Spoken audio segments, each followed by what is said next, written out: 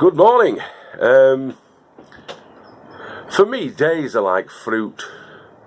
Sometimes you get strawberry days, all nice and sweet and vibrant, and then you get lemon days. Now, lemon days are not so good, not as good. But when life gives you those lemon days, you make lemonade. Today is one of those lemon days. It's peeing down and it's freezing, so all the things I planned on doing outside today aren't going to be any fun. But there's always the option of making lemonade. So what we're going to do is we're going to continue to panel out and put shelves up and things like that and make it a bit more practical and homely inside the Tiki hut. That's the plan. So we're going to carry on with the panelling. So obviously, if you're a long-term viewer of the show, you're going to know that I've been building this Tiki hut on and off, and tinkering and titivating it for about 6 or 7 months now. So the inner panelling is something that I've been sort of saving for rainy days, saving for these lemon days. And so I've just cut that panel out now there that's going to fit into this gap. Down here, any gaps that I can fill, I'm going to be filling. I've not got enough of the white reclaimed hardboard to finish it all off in the white reclaimed hardboard, but I have been given these. Mick rescued them from up at the top and brought them down, and they're wider obviously, and it's ply. It's like 1/2-inch ply board that. But that can be used to fill in gaps like that underneath that table there. I want to get this probably today to the stage where I can bring me camping stoves down and my kettles and things like that and get some brews on the go down here. Can make my own brews, make my own tea and coffee and stuff like that when I'm down on the plot. All you have to bring then is your milk with you. You have to remember to bring some milk with you when you come down, and you can have a cup of tea and you can have a coffee and you can have a sit down and a relax, and it'll be like a little tea shed, little tea brew room or whatever, as well as the practical potting shed that I want it to be. But that's the plan for today, because of the fact that we can't really go outside today. Well, we could, but it'd be dead miserable and crap and boring. So yeah, we're going to be doing what we can do, and continuing on inside of the Tiki hut. Okie doke. So yeah, okay. So to fit the panels in, you need to have some sort of framework behind it of timber so that you can actually screw through when you're fitting your panels in, and it'll attach. It'll give it something to fix onto the screws. So with some of the timber that I had knocking around, the 2x2 timbers, I'm just cutting them down to make that framework there, as you can see. So it's just sort of not absolutely precisely measured out, but it's measured out and it's fitted in, and it forms a frame that then I can fit that to. So that wants to be cut down. Okay, so that's like a sort of 10mm in depth. Bit of board, bit of ply board, and so I'm just going to measure this distance now between here and the top to see how wide that gap's going to be.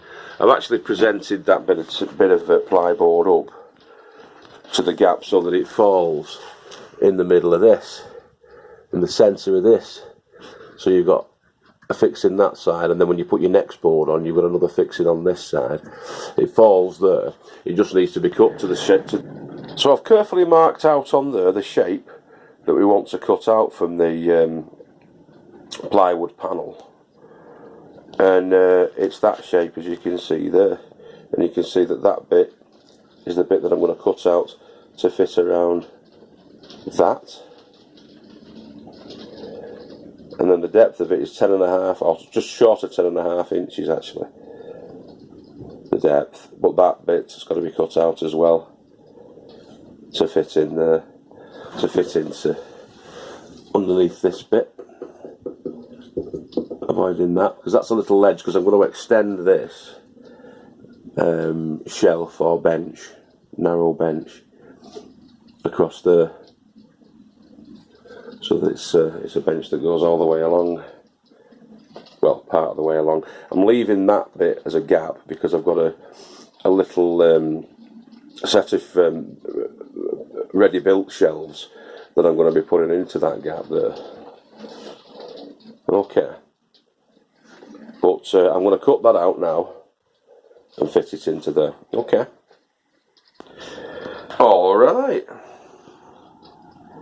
So that piece of 10mm ply that I marked out fits very nicely into that gap and fills it quite well. As you can see there, you've got the overhang bit, so you can carry on and continue with, let's get my finger in, your next panel going that way.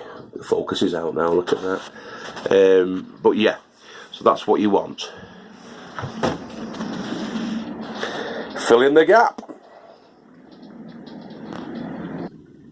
So that's that screwed in, and the battery's gone on my drill driver, and so that's the end of the panelling. But Mick's just dropped by and he's given us some bearing gifts. He's given us a couple of starts. You got some tomato starts which I've just potted into there. They came loose because they were just in a tray. He had about 10 in a tray, and I've took about 6 or 7 off him. And I'm just potting them on now, look, into these pots. So you just fill it up with compost, and you put your finger down in the hole like this. And because the stem, you can be very gentle with the stem. Just gently lift him out and pop him into the hole, and try and get him as deep down as you can, because the stem will throw out roots all the way along. So you just really want the tip of your leaves sticking out. And I'll water him in a second, and that should be fine. So we've got 5 of those. Mick's not 100% sure what variety they are, so they're either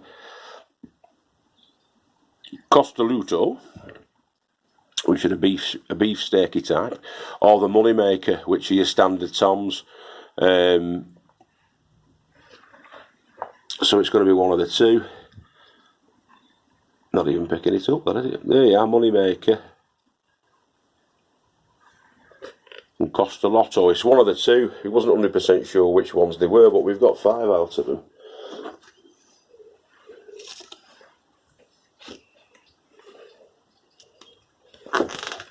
Which are there. He's also given us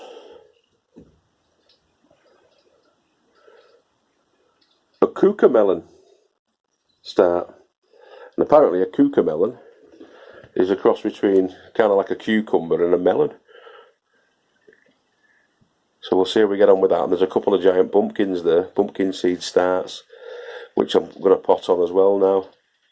He's given us this as well, which are the labels. You can mark them up with, but you peel the back off there, and it's a kind of insect repellent.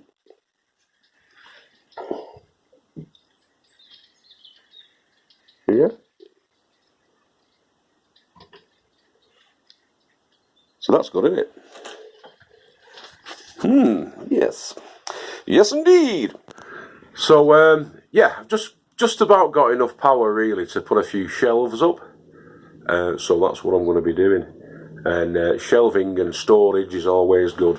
Maximise your storage, which is what I've started to do here. So, I've had to do it by eye, to be honest, because I've not got my spirit level with me. As I say, I was just going to be planting today and doing bits and bobs like that, but we've changed our tune a little bit. And so what I want from these shelves is the storage to put things like these packs of chicken manure and whatnot on them. Like that, you know, so we can store our bits and pieces in here. and get them tucked out of the way. So I'm going to put 3 lots of shelves in there. Dead easy to do. I've done it by eye, as I say, because I've not got a spirit level, but I'm not. I think I'm there or thereabouts really with it. Seems to be flat and level relatively. And I'm once I've got that first one in, I'm just dropping it down by 3 inches and doing a line and following that down so they all look the same. All right. Yeah. So on that goes like that, and then you can mark off then where it's needing to be cut. Mark your line on there and cut it and fit it. Yeah,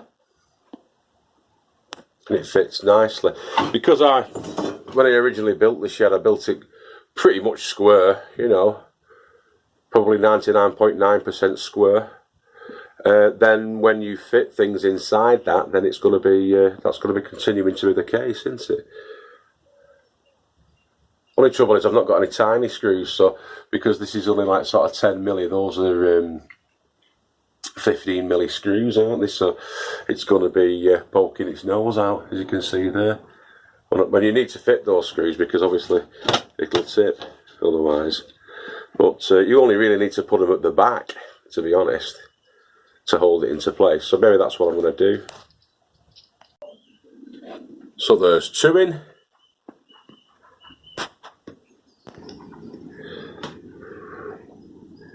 So that area's done anyway. Put the 3 shelves in. I'm sure I can stack them up with all sorts, but at the moment we've just got a couple of books and a few bits and bobs and our little farmer's farm picture that Natasha Goswami did for us. It's fantastic, that. Absolutely brilliant. Thanks, Tash, once again. Little farmer's farm. Cool, isn't it? So yeah, it's just a bit of storage space, isn't it, shelving? So I'm going to wrap up now because I'm going to get off taking James to gymnastics in a bit. But yeah, so tomorrow hopefully the weather will be better and we'll be getting outside and doing a bit of potato planting and shallots and onions and stuff like that. So yeah, so there'll be another 3 more days down here on the plots. I'll keep you posted. Alright, see you later. Keep growing with your head down.